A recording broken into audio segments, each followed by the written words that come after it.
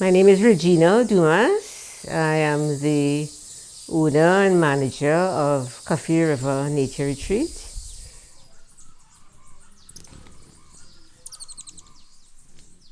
We have 10 rooms in all, in total.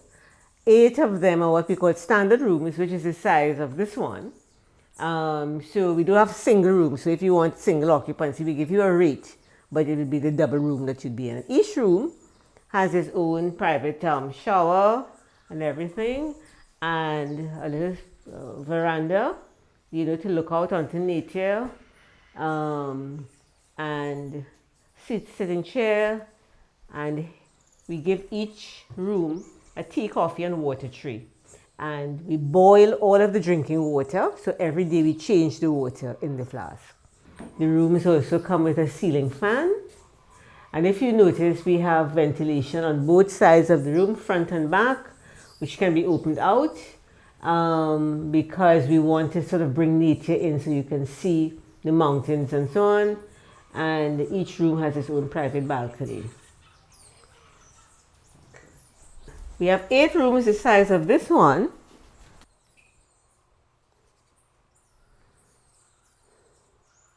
And this is what we call the family suite, this one.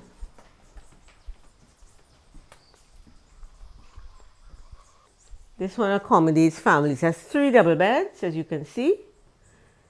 And you have a sitting area in case you want to just sit and chat.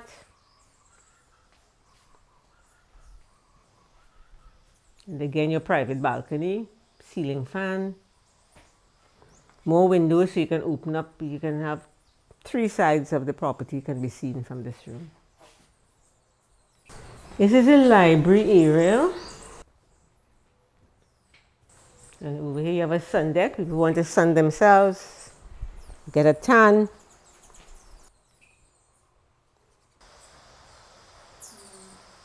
And this is the executive suite.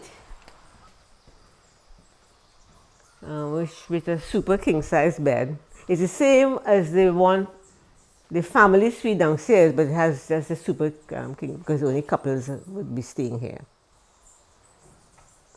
And like the other one, it has a view of 3 sides of the property. So if you look around, you will see mainly trees. And that is because when I first came here, and this was a family property, this was a cocoa estate. The whole valley was cocoa. And in fact, that went on until we had that hurricane, that horrible hurricane in '62, Flora, that devastated all of the cocoa. So my father, he died when I was just 6 weeks old. But my mother kept the estate and just had somebody to lease it. But all of that went the way of all flesh, as they say, when the hurricane came. And then I had the idea because my professional life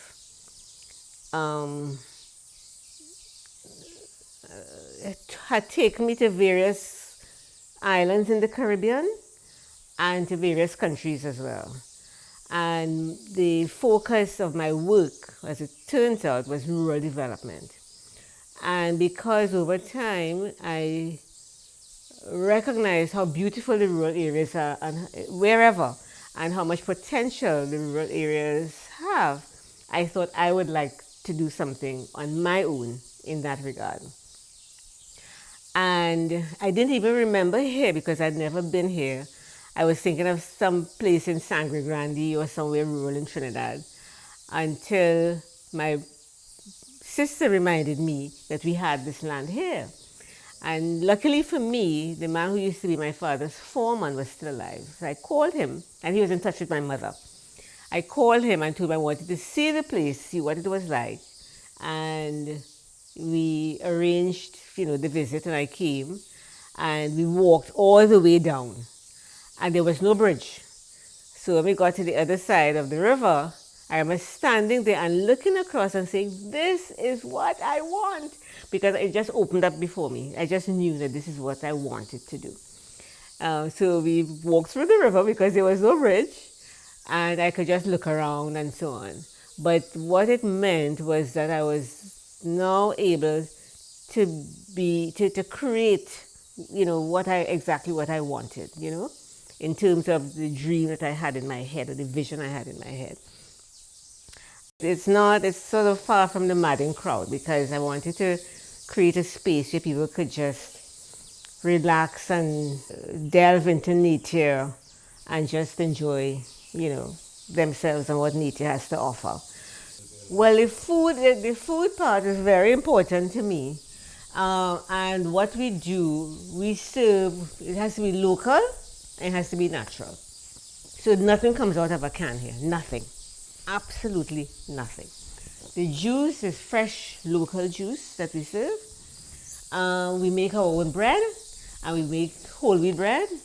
And Sharon is very creative, so she puts pumpkin in the bread. It's all local, it's all natural. And then what we do, we try to be creative in terms of the meals that we serve. So you use that principle that I just talked about, and you marry it with the products that are available here, and you come up with meals or with dishes that reflect that principle: fresh, local, natural. When we what we do, because it's because of our location, we have to offer full board, whether you want it or not. Some people don't want it, some people want half board. But the meals are important, because you can't just run around the corner and eat something somewhere. You're in the middle of nowhere here. We ask people to tell us in advance what dietary restrictions they have. So some people might be vegan, some people might be hypertensive, some people might have a heart issue. So we take all of that into account. So we tailor the meals to suit the individuals. I would never have thought of putting a pool in, because when you think of a pool, you think of chlorine. So, but people kept asking, "Oh, you have a pool? I said, I can't put a pool." And then one day, she's a doctor. She said, "But you don't have to have chlorine." I said, "You don't?" She said, "No, I have a saltwater pool." I said, "What's that?" So I did the research, and we discovered that it is possible. We came with a very nice pool. So that was part of the other thing that was natural. We have a solar system that was what heats the water, and the water that we use is rainwater. We do not have Wassa water, because Wassa water will have chlorine in it. So there's not going to give you more information that the water is piped from the river, and it goes into tanks, and from the tanks it is purified, and then piped into the building. The other thing I didn't do was import anything. Everything had to be local and natural. And what I couldn't get in Tobago, I got from Trinidad. So I had the mattresses were specially made for us by a company in Spring City there, with sort of heavy duty foam. There's a name for it, but it's a heavy duty kind of foam. And all of the linen and everything was bought. Well, they probably imported, but I buy it here. If you notice, there are a lot of plants around. The ceiling is wood. The floor is clay. The chair is wicker or some other wood that is natural. The doors are cedar and made by somebody from Tobago. So and the pictures around. All of the pictures you see, like of birds, it was sent by people who stayed here and who sent me back the pictures. And what choice did I have to frame them? They're beautiful pictures, and they were showing, a recognition of the time that they had here. So these are not our pictures; it's the pictures that the guests sent, and I had them framed and put up on the wall. So again, everything we do in terms of the offerings to guests is based on the principle of naturalness. What is healthy and what is natural and what is consistent. Over the years, we have had people who have done yoga sessions here. And when you do the tour of the grounds, you will see where they use, because there's an open area upstairs, it's what we call the annex, across there, where they do that. I don't say we offer, but if people ask about, they know who we are, and they say they want to, it's on them. So they would make the arrangement with me, but they're making their own arrangements with the people who are coming, and they will tell me what to feed them and that kind of thing. Okay? Hi everyone, my name is Desmond Wright. I am the resident guide of Cuffie River. I have been at Cuffie River here for more than 27 years. I've been doing bird watching for just over 25 years. So my role at the lodge is dual. I'm the head of maintenance, but also I am, as I said, I'm the resident guide. I take people on the tours and so on. Our first trail here is just like four miles, as some people say, round trip. So we'll walk here and then we go back on the road, and then part of it we go off the road in old donkey cart tracks and then make a semicircular loop and then come back. We see here how the river meanders as it goes, but even from this point, persons can get to see things like herons, kingfishers, jacamars, different bird life. Many of the bird species one could see along the road, apart from jacamars, according from motmots, you get flycatchers, you get some of the smaller birds like the white fringe ant wrens.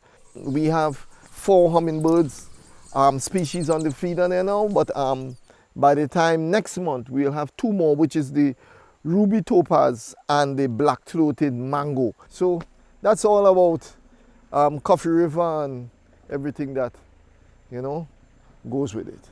I want to thank you and the Tobago Tourism Agency for this visit.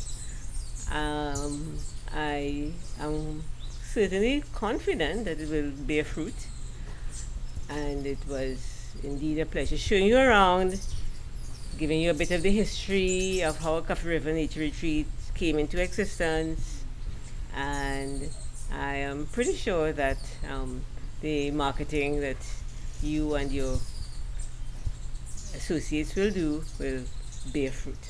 Thank you very much.